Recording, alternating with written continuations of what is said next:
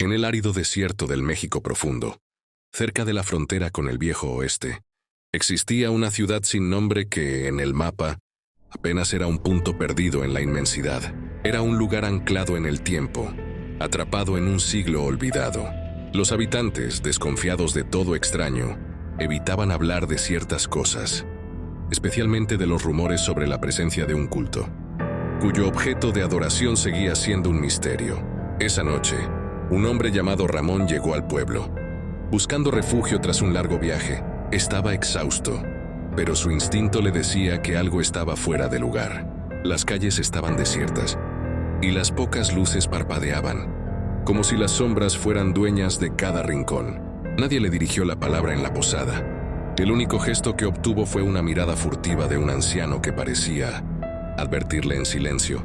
Mientras Ramón se acomodaba en la habitación, escuchó un ruido en la calle, como un murmullo colectivo que se desvanecía en la oscuridad.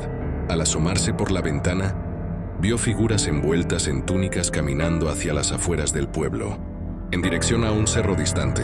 Intrigado y sin poder resistir la curiosidad, Ramón decidió seguirlos manteniéndose a distancia. A medida que avanzaba, una sensación de frío inexplicable se apoderaba de él, como si estuviera adentrándose en un territorio prohibido.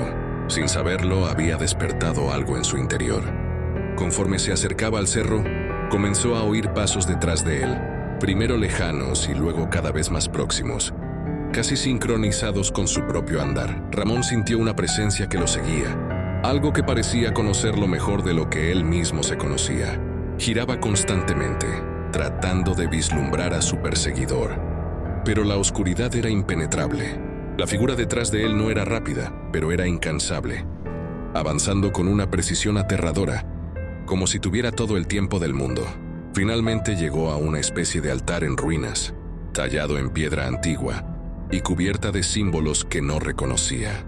Allí los miembros del culto se reunían, murmurando en un idioma extraño, invocando a algo que parecía estar latente, esperando para cruzar al mundo físico. Fue entonces que Ramón comprendió. Él no había llegado allí por coincidencia. Era como si algo lo hubiera llevado al pueblo, una fuerza inevitable que lo había puesto en ese camino. De repente, los murmullos cesaron y todos se giraron hacia él. Ramón sintió cómo su sangre se congelaba cuando el anciano de la posada, ahora al frente del grupo, le dijo con voz grave: «Él te ha elegido». Ramón intentó retroceder, pero al dar un paso atrás, sintió el peso de una mirada a sus espaldas. La figura que lo había estado siguiendo emergió de la oscuridad, su rostro sin rasgos, una amálgama de sombras que parecía absorber la luz y despojar a quien la mirara de toda esperanza. Lentamente la figura alzó una mano, extendiéndola hacia él.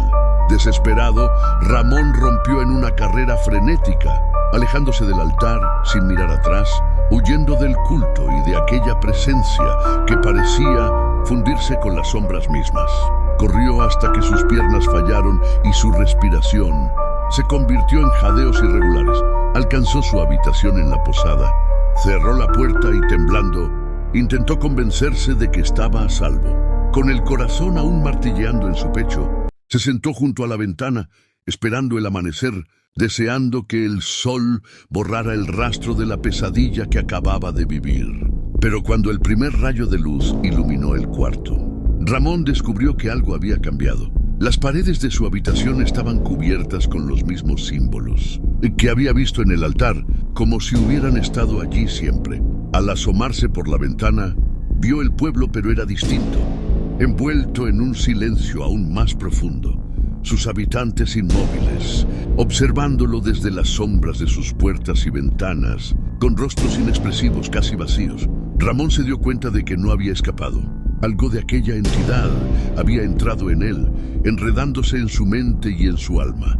Mientras trataba de huir del pueblo, sus propios pasos comenzaron a resonar de forma extraña, como un eco que no le pertenecía, sino a la presencia que había sentido a sus espaldas. Con cada paso, una parte de él se desvanecía, hasta que finalmente comprendió que estaba atrapado en un ciclo infinito, condenado a caminar por la ciudad sin nombre, como un nuevo espectro en las sombras, incapaz de recordar quién era, condenado a seguir y a ser seguido eternamente. Si te ha gustado este video, considere dejar tu like y inscribirse. Hasta la próxima con más historias de la Odisea.